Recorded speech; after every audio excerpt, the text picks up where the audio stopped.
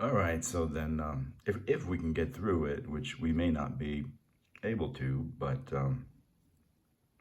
this intends to be the 6th installment of In the Grip of ThermostatAnon, a play on the original title of this video that's spelled out here entirely through the use of, or almost entirely through the use of acronymic expression, In the Grip of Q-Maganon. And the reason that we might not be able to get through this discussion, analysis, critique of conspiracy theory and its results leading up to January 6th and beyond is because in addition to our channel being in the grip of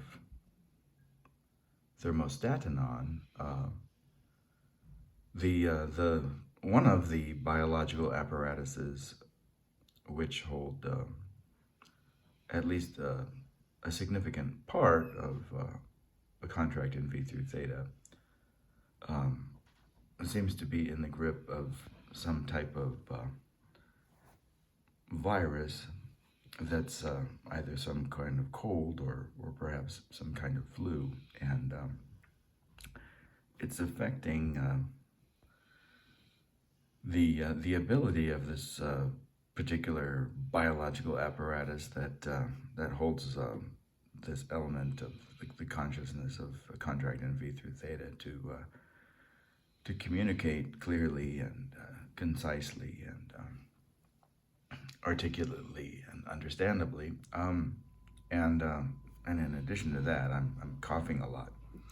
So we'll see how it goes. The reason that I'm persisting and not just waiting until we're done is because of the timing here. We're heading pretty quickly now to the final segment of this particular race that's called a presidential election, and the stakes of the removal of this video are actually pretty high because this is the video that most clearly and pointedly addresses the events of January 6th, the insurrection of the U.S. Capitol, stoked on and fueled by the rhetoric of Donald Trump and his fellow election deniers, and undoubtedly, if Mr. Trump loses the 2024 election, he is going to do the same thing and inspire a January 6th Part 2, or if it happens to fall on some other date, Q-Maganonistic insurrection Part 2, and so hence the importance of documenting the work that we did 4 years ago, and doing it now rather than later. So as I said, we'll just see how it goes, and if it becomes too overwhelming, we can always just start coughing and shut down the video. All right, so I will go ahead and close this window out. Oh, I've been showing you the image, but I haven't read any of it. Maybe that's enough. Maybe it's redundant to read all of this, since you can read this while I'm talking over your reading.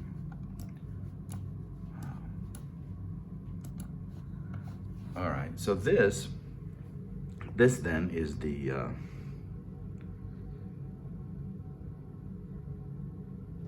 first image, following all of the images that we've read so far. And just to clarify, what this is, there's no collage like in this one. We don't need a collage disclaimer. What's being represented is a phone call between and I say represented because I don't claim that this is in fact the actual former president and past present and future fascist Donald Trump. This could very well be an actor playing Donald Trump on the phone, and the same with Rudy Giuliani. I do not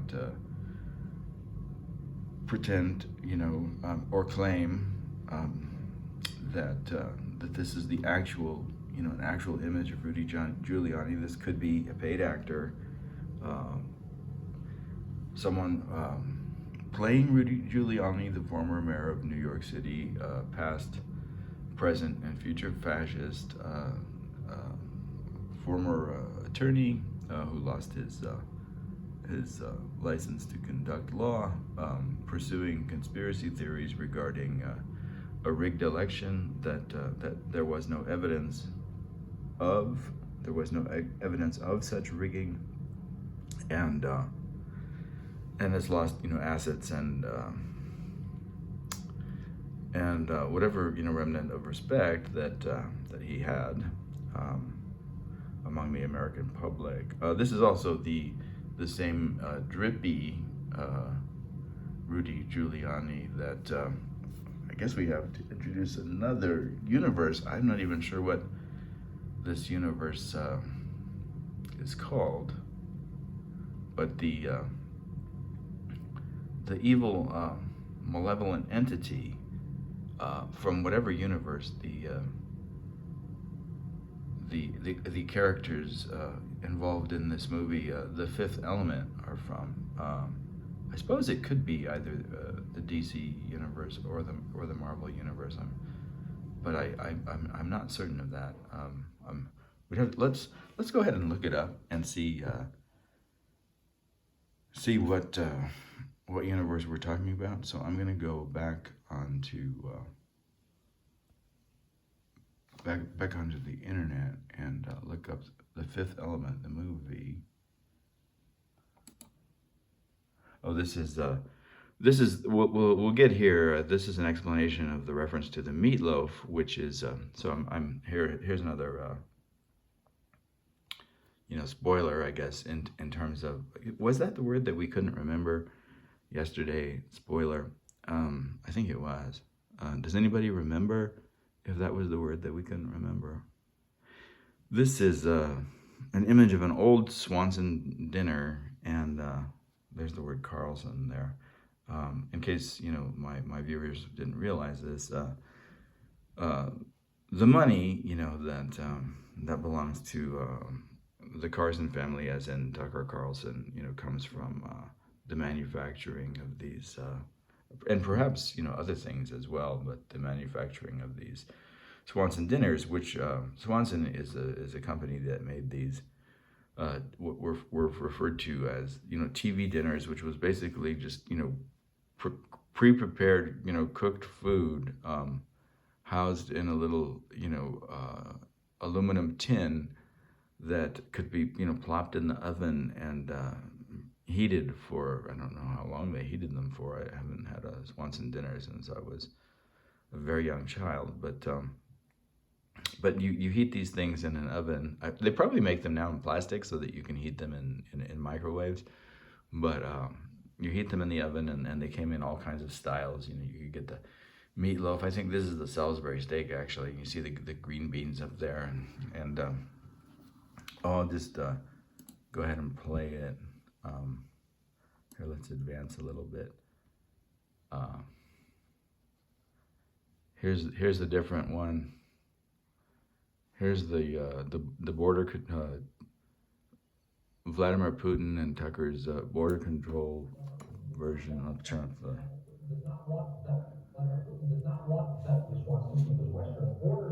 This is not a Belgian meal. This, I guess, is a kind of Texan meal or something like that. I'm not sure what this is over here. I don't know what this is. If it's some kind of pudding or or dessert. Maybe it's some kind of a cakey dessert. You seem to have two desserts. This seems to be some kind of fruit over here. It's hard to identify actually what type of fruit that might be. Pork and beans, I guess. So wherever pork and beans is a popular dish. And it must have been, this must be pretty old, because this meal, whenever it was sold, cost 45 cents, and they still had to make a profit on it. The Carlson family did. Anyway, so this was open because it's explaining the reference to the meatloaf, and we were in the process of looking up. So we won't have to cite this later when we get to the meatloaf. We were in the process of looking up the fifth element, because the reason that we were going to look up the fifth element is because I'm not entirely sure. This is still yet another universe that we haven't cited yet. And you'll recall, here's some images from that movie. There's the coughing. Fortunately, you've been prepared for it, and you'll understand what it comes from and what it means. Stuff like this, I don't worry about Wikipedia's inaccuracy, because it's such a part of popular culture. It's kind of hard for them to get it wrong. If you'll forgive me, occasionally I will use the inaccurate resource of Wikipedia when it seems to me like it offers the information that I want, and doesn't distort it too much.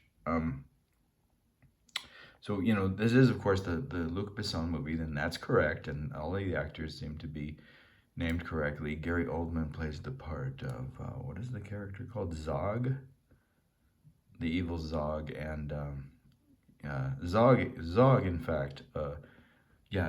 Jean-Baptiste Emmanuel Zorg. Okay, so not Zog, but Zorg. So Jean-Baptiste Emmanuel Zorg. And if you recall, who's very much like sort of grifter, capitalist opportunist type, who is willing to like sell the world for cash, right? Somewhat like Rudy Giuliani, or just like our reading of Rudy Giuliani. These capitalists who get involved in projects that are essentially world destroying, but advantageous, to their own money making schemes and projects. Okay, so we don't need really to look at all the parts of the plot, but Emmanuel Baptiste, or Jean-Baptiste Emmanuel Zorg, is working for this entity that I think is unnamed, but like here they refer to as the Great Evil. So some equivalent to Q-MAGAnon, right? The Great Evil. And the Great Evil, and remember, so in the meme, Donald Trump and Rudy Giuliani are on the phone. But when Jean-Baptiste and Emmanuel Zorg are not necessarily on the phone, but in some kind of communication, both of them are in different space-times, but they're communicating through some kind of technological device. And in those moments, a kind of like oozy brown, liquid will drip from Jean-Baptiste Emmanuel Zorg's forehead, and this is the same oozy brown, drippy substance that both in our universe and in the universe that and in the multiverse, because we've now established that it's a multi and metaverse, that the narrative of In the Grip of Q-MAGAnon occupies. In both of those universes, this brown substance drips from Rudy Giuliani's forehead. So what I wanted to do with this meme is see if it tells us what comic, if it is a comic that's this movie is based on. It has the feel that it's based on a comic. If it's not, Lilu is the heroine.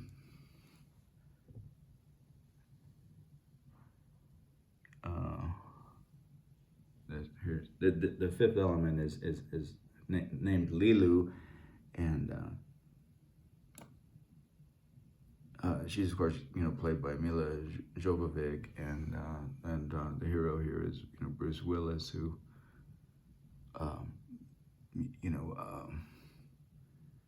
saves her from the clutches of whatever those creatures were that were described down here, the Mondo Schwanens, I guess. No. I think those are the good guys. Well, yeah, those are the good guys, and I can't remember the name of the bad guys. They're in there somewhere. It doesn't much matter, really, because that part of the plot of this particular story doesn't really enter into our stories. This is set in the 23rd century, so apparently, some form of democracy, and was preserved, in this particular universe, following the events of January 6th, 2021 in the 21st century. So that's a good sign, I guess. A good sign for us now, still being in the 21st century. What am I looking for? I'm looking for the name of whatever franchise the comic or story might have been from which this movie is derived.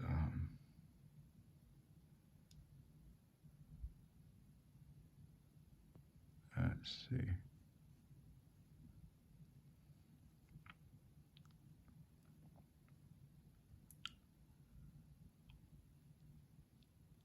I can't seem to find it.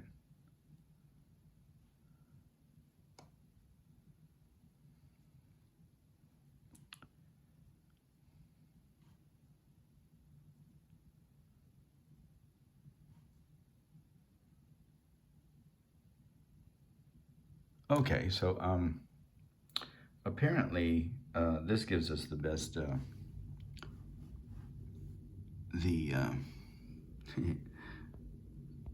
the best rationale for why we can't find the source material here. Alejandro, and I don't know how to say this name, and unfortunately my dyslexia is making it very difficult for me to even follow it. I think the first one is Alejandro, and the second name is, let's see if we can break it up. Okay, I see the word odor in there, and Owski, Odorowski, Jodorowsky, or Jodorowsky. So I found odor, and Owski is a little familiar because my grandparents have, Polish names, at least on my grandfather's side has a Polish name. Alejandro Jodorowsky and Jean Giraud sued Besson after the film was released, claiming The Fifth Element had plagiarized their comic, The Incan. All right, so let's say this is true. So we're not sure. Let's see if they won the case. Excuse me.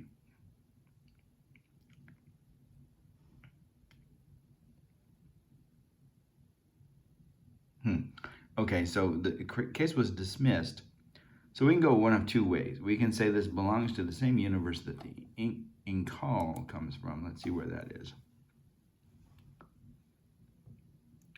Graphic novel.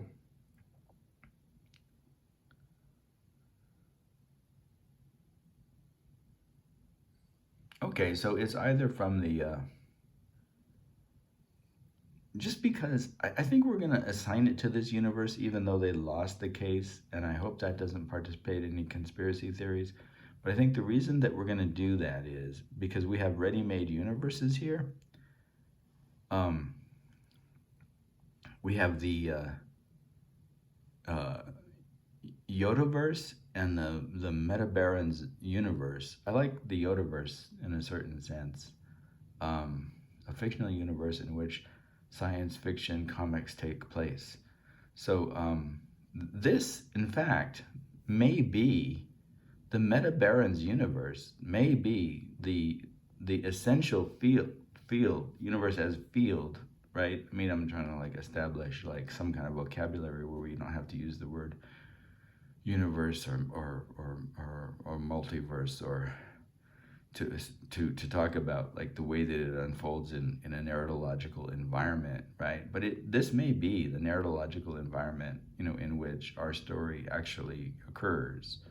The Metabarons universe, a fictional universe in which, well, his science fiction. We need one in which, you know, all science fiction comics take place. So a fictional universe in which all science fictions, that would be the instead of okay, so it's derived from his name, right? Joe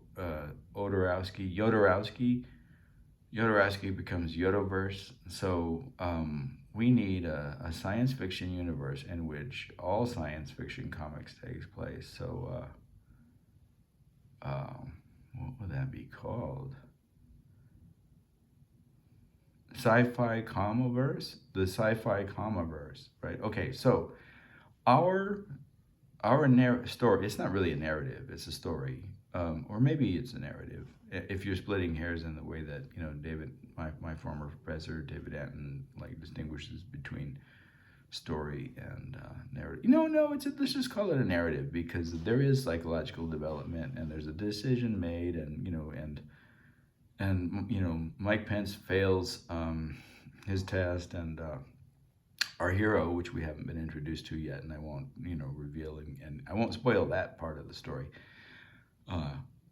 You know, steps up and, you know, really, you know, becomes, and there is some psychological development. So I think we can refer to it both as story and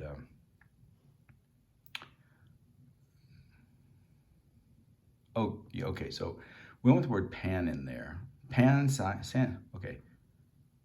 To refer to all, right? All science fiction. So we want the word pan, the Greek word pan, like as in Pandora, all gifted. Pan, but this universe is inspiring. Let's call the universe of the Fifth Element, even though they lost the case, the Yodaverse, or Metabarons universe, and let's call the multiverse, which is also a metaverse and a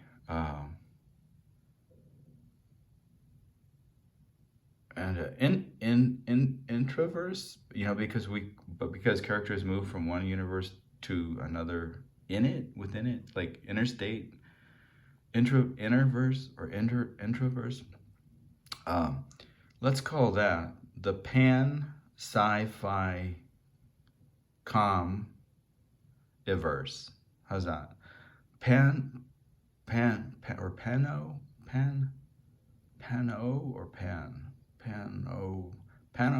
let's just call it the pan, and the grammar of my you know, neologistic word root, you know, kind of construct, you know, maybe off, but let's call it the Pano Sci-Fi Com for comic. Let's see. Pancom. Pan. This is the well, Comic-Con. Pano comic. No, let's see. Oh, let's see. What do I want to call it? I don't want it to be too awkward.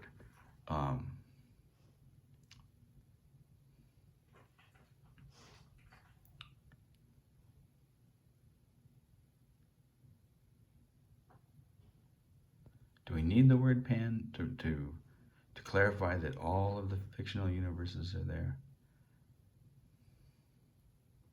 You know, technically speaking, the George Lucas universe does not exist initially as a comic, to my knowledge. So maybe it's just the Pano or Penny sci-fi-verse.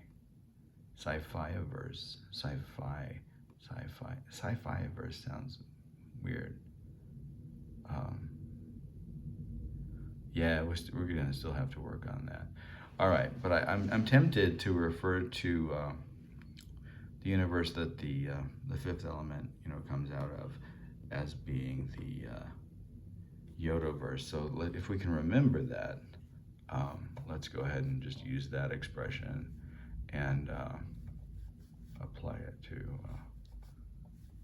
what we've got going here. Let me minimize that. Okay, so back here. Okay, so that was another spoiler. We're gonna see some of the Yodaverse come into the representation of Giuliani's former Mayor Giuliani's relationship to you know, election denial and the events that lead up to January 6th and beyond. And let's see what he's saying. He's saying, I already talked about the what the reference to the meatloaf is. And so what he's saying with the meatloaf in this, let me just go ahead and read it first and then we'll get there. Mr. President, you know, he's referring to the ex-president, again, like to clarify so that I'm not presenting misleading information. Even though Mr. Giuliani is referring to Donald Trump here as Mr. President, at this time, you know, he still was the president. This is probably early in January of. This is either after the events of January 6th or just before January 6th, and you know. Donald Trump still is the president of the United States until the confirmation of Joe Biden, which will occur in a couple of weeks, but hasn't occurred yet. So this isn't a misstatement on his part, although. You know, it could easily have been a misstatement since he supported this idea that in fact Donald Trump won the election, which he did not, which there was no evidence for. But then, consequently, he lost his license to practice law in New York and quite a bit of the resources, right? His resources, because of actions taken on the part of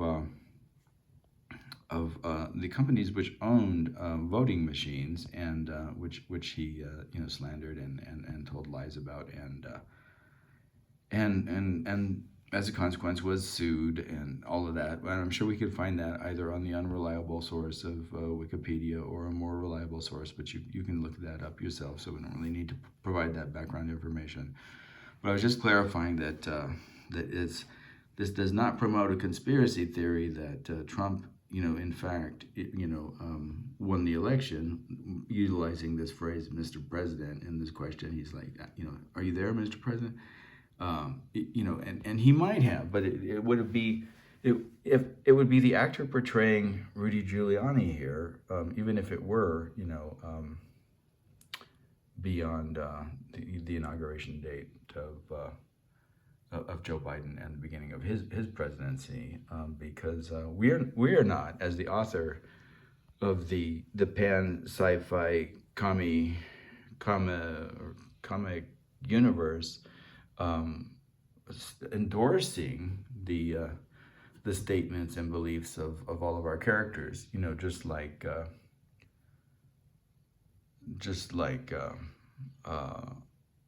Alejandro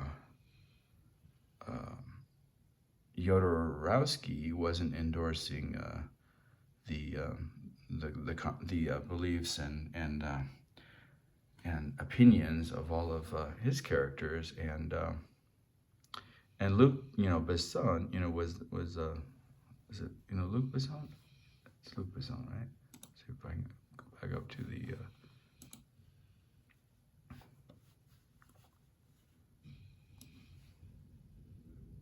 Yeah, I know who this director is, and but I get his name mixed up with the actor, the French actor. What is his name? He's not in this particular video, but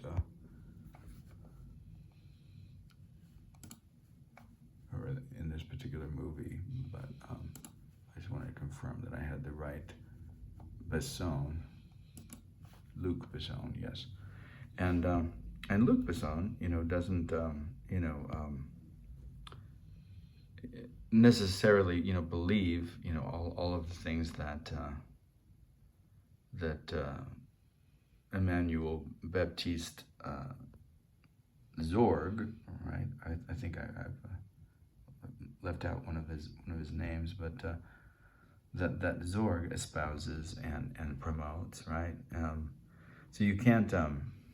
It's like when you quote Shakespeare, but you have to be careful who you're quoting, because if you're quoting Iago, you can't assume that something that Iago would say would belong to Shakespeare's as an author, his own belief system, right? So whatever this expression was, whenever it occurred in space time, I shouldn't be held accountable for misinformation that the actor playing, Rudy Giuliani is espousing, right? Okay, that was just a clarification, in terms of our legal responsibilities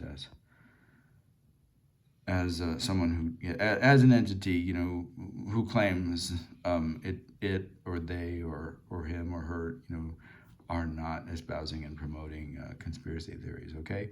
So, Mr. President, yes, I regret to inform you, sir, but we just lost the, and then you can't see it because it's behind the word Q-MAGAnon, but trial by toilet as well, sir. But we do still have the meatloaf, ellipsis. Okay, so the trial by toilet refers to the statement that, Rudy Giuliani in our universe, or perhaps an actor playing a political actor playing Mr. Giuliani in our universe, whatever our universe is called, not the Yodoverse or the DC verse or the Marvel verse or the George Lucas, or nor the yet, I mean now, but not then, nor the pan sci-fi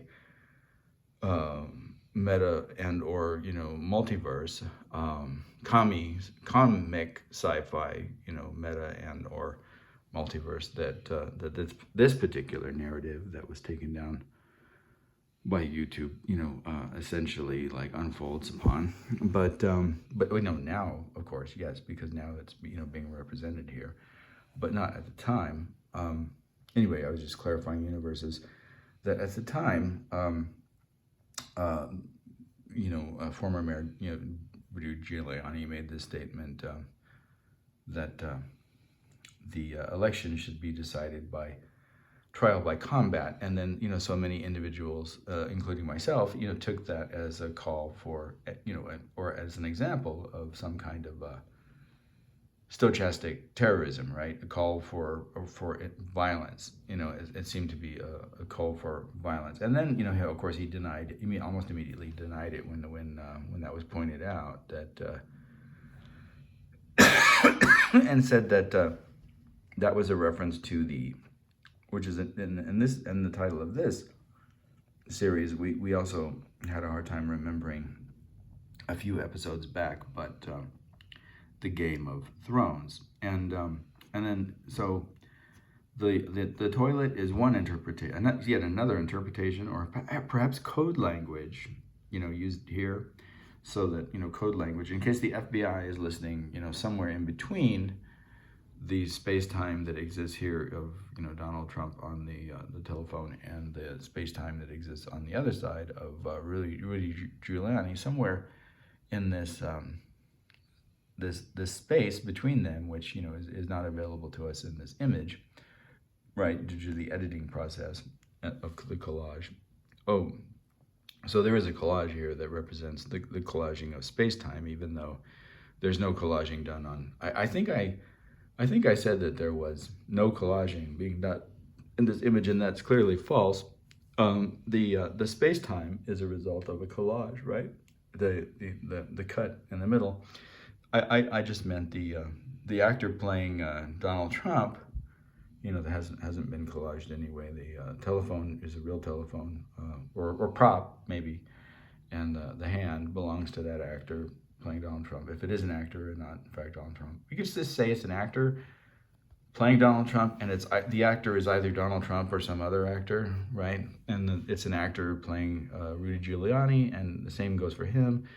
It's either Rudy Giuliani, who is the actor playing Rudy Giuliani, or it's some other actor, and he's holding either some kind of real telephone device or prop in his hand, to represent that, and none of the other elements in this on this side, to my knowledge, to the best of my knowledge, have been collaged in. Although the apparatus for representing the telephone conversation is obviously collaged in, so we should have been, and it's basically the same apparatus that we had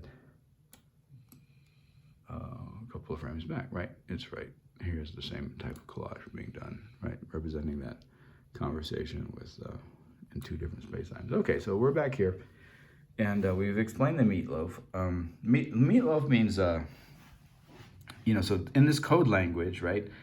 The toilet refers to the series Game of Thrones. And he said that was a reference to trial by combat. So like via this sort of like complex language that they have, he's saying. So this must be following the events of January 6th, because he's talking to Trump, and he's saying we lost the trial by toilet. That's January 6th didn't get us anywhere, right? That's and it's via the reference to the Game of Thrones. And if I have to spell this out, I will. Throne here is translated into toilet. That's I think kind of a familiar metaphor in some working class circles, perhaps. Anyway, the throne becomes a toilet, and that's the code language for that. And therefore, I think we claim that this could have happened, prior to the events of January 6th, but that's clearly not the case based on the context in which he's already referring to the loss, right? So in this little statement, he's admitting that they lost the Electoral College, right? I regret to inform you, sir, but we just lost the trial by toilet as well. So the as well refers to the initial loss, which was the loss of the Electoral College. So we lost the election, and then we lost the trial by toilet, which is a coded reference to January 6th via the Game of Thrones, but we do still have the meatloaf. Okay, so the meatloaf is a reference to the Swanson dinners, and I guess it also involves like there's like metonymy and perhaps some other figurative language that get us there in this code, but it's a reference to Fox News, right? Because of Tucker Carlson's relationship to Swanson dinners, and that is either metonymized here, or it's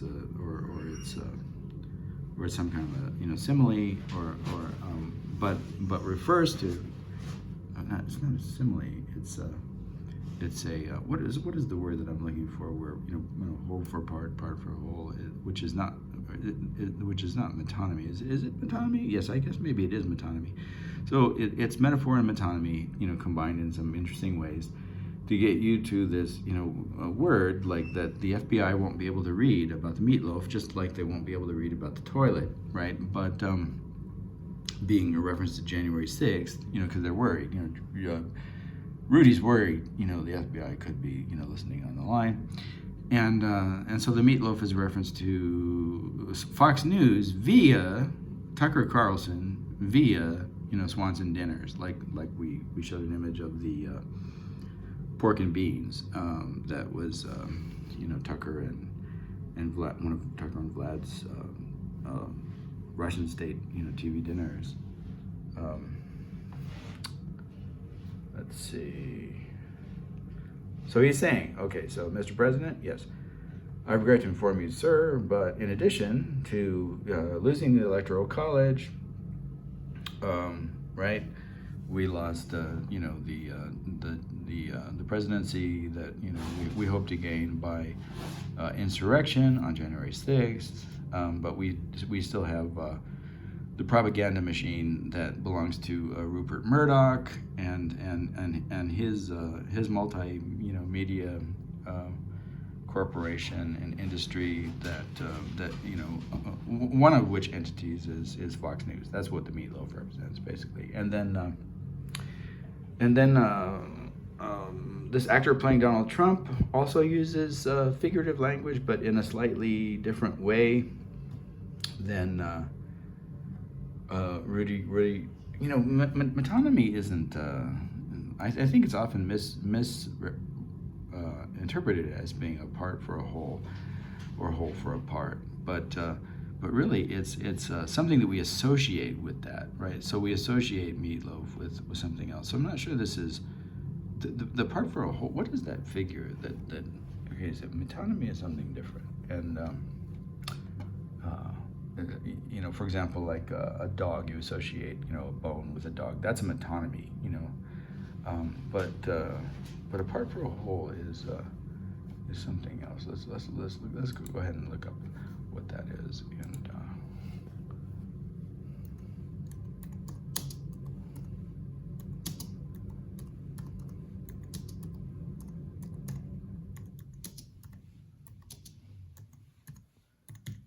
because Tucker is a part of Fox News, right? But okay, so that's synecdoche is the word I was looking for, right?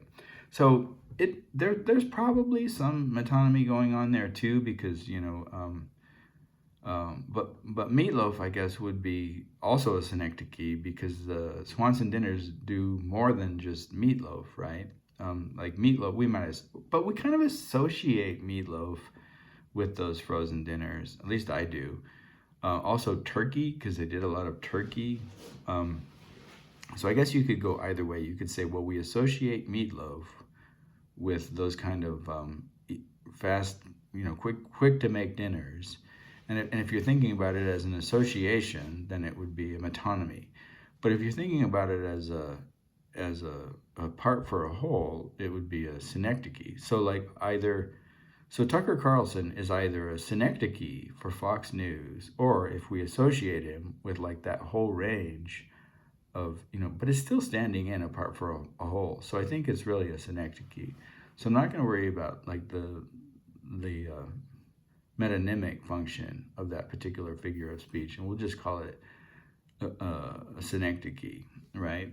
And it actually plays on a series of synecdoches, I think, because the meatloaf is a part of the frozen dinners, and we're referring to the frozen dinners in general as a way to get to Tucker Carlson, right, via Swanson and the money that his family made selling these this easy to prepare or pre-prepared meal that you plop into the oven, and then we're associating part for whole. Tucker Carlson is a part of like this vast media empire of Rupert Murdoch's that produce all of these conspiracy theories and promote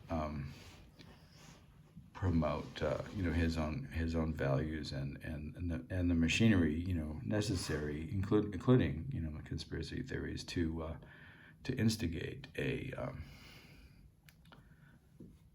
an insurrection, right? So I'm glad that we clarified that, and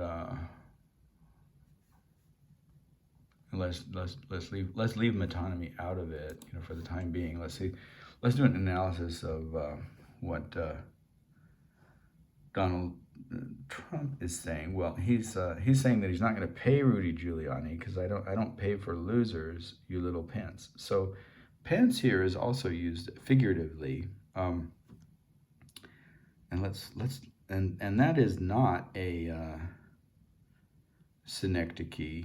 I think this is a metonymy, but I'll explain, you know, how it's being used, and then, you know, my listeners and viewers, you know, can determine from themselves or do the work and look up figures of speech and see, you know, why it is or isn't a metonymy or a metaphor. You know, it could be a metaphor. Let's analyze it first. So what does he mean by you little Pence? Okay, so and this is where the discussion of this particular image becomes difficult, because now we're entering into a realm where Trump is utilizing a word that I don't politely utilize in conversation, even when quoting someone who does use the word. So it becomes a little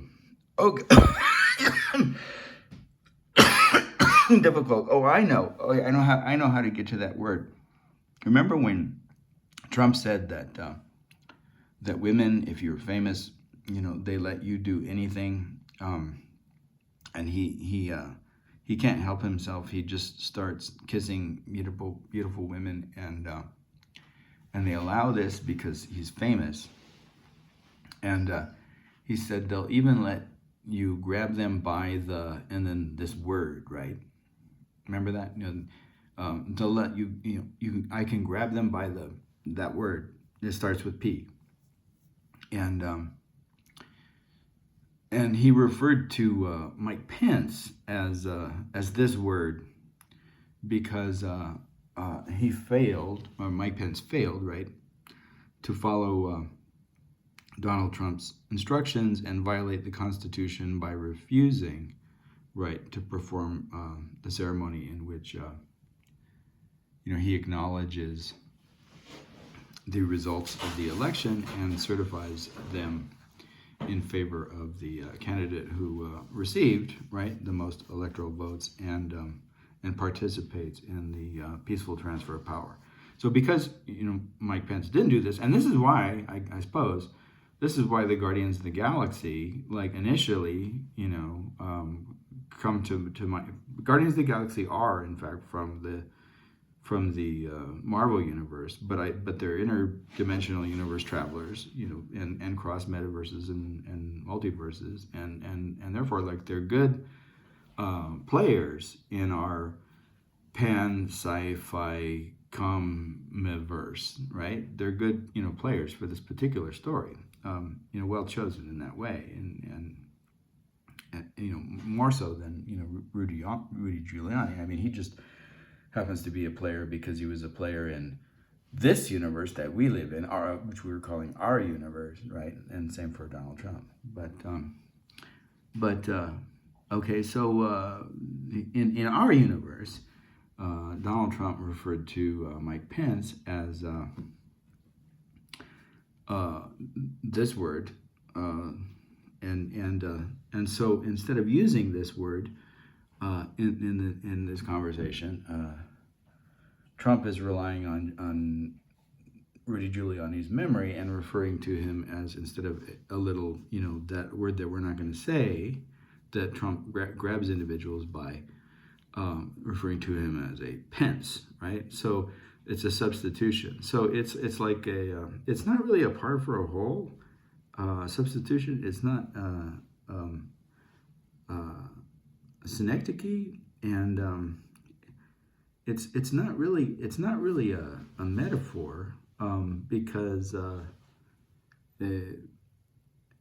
it's just a substitution. It seems to be like a substitution, you know, based on memory and you know, a sequence, you know, like almost like a cause and effect substitution. But I think it would fall under metonymy, and it's certain, like for example, like, okay, well, I mean, okay, so what if you imagine that pence was one example of that word? Like, okay, so pence is one example, right, among many examples of this word that is applied to, let's say it's applied to men who the toxic male, like, doesn't, and he's used language like this before, like either the actor that plays Donald Trump or the actual Donald Trump in our universe, right, has used language like this before. He recently referred to Howard Stern as a beta male, like, you know, not alpha male like him, right? So that's the kind of language we're talking about. So, like, what if Pence was one example of many examples of these kind of, like, this word, like, that we're not going to say, right? But there's many of them, like Howard Stern would be another one, according to the toxic masculinity of either the actor that plays Donald Trump or Donald Trump himself in this universe. So if you imagine it as one example of many possible examples, then I guess you could think of it as synecdoche rather than metonymy, because you are calling someone a Pence, but there's not only, you know, a Pence, there's a Stern, there's a whoever else, you know, this individual, like, categorizes as someone who is weak because they don't follow his orders. So we could say that following the events of January 6th, 1 hour after Chad Smith, who we talked about yesterday, right, who is the world's oldest living baby boy. So 1 hour after, you know, Chad Smith, you know, failed to follow Donald Trump's instructions, and in fact criticized, you know, Trump's reaction to the events of the unfolding of January 6th, and that hour later pulled, right, Chad Wolf's what was the word I'm looking for?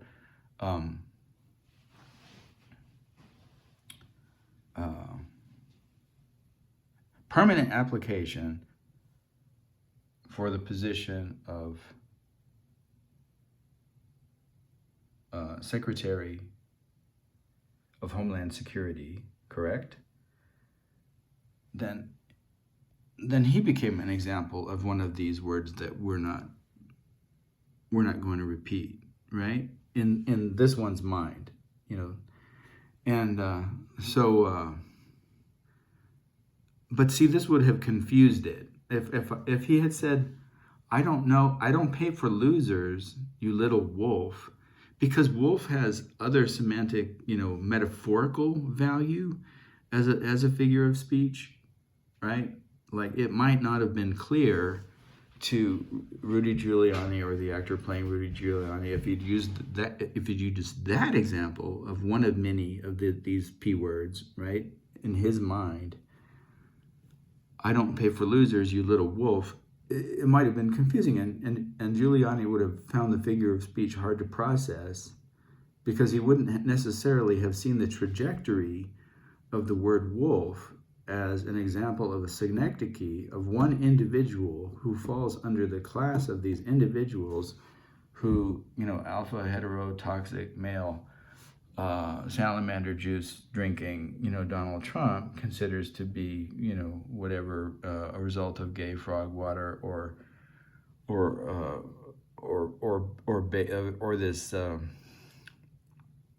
this bizarro sorting, you know, machinery, you know, alpha beta thing that this group of individuals seem to have, or you know, or any other whatever, you know, testosterone weirdness theory that allows the toxic masculinity to justify itself in some bizarro pseudoscience, right? So there's a good reason for not choosing, you know, in this language to refer to Giuliani as this word that we're not going to discuss anymore, but as a wolf. Let's say, who would another example be at this time? Mitch McConnell, I think, had failed to recognize and endorse, recognize, right, Biden's win. Like Putin actually called Biden and congratulated him on winning the election before Mitch McConnell. Do you remember this? Do people remember this? Does anybody remember Mitch McConnell? Who remembers Mitch McConnell? Does anybody remember that it was Putin? It was Putin who acknowledged the actual results of our American election before most of the Republicans in the House and Senate, including Mitch McConnell?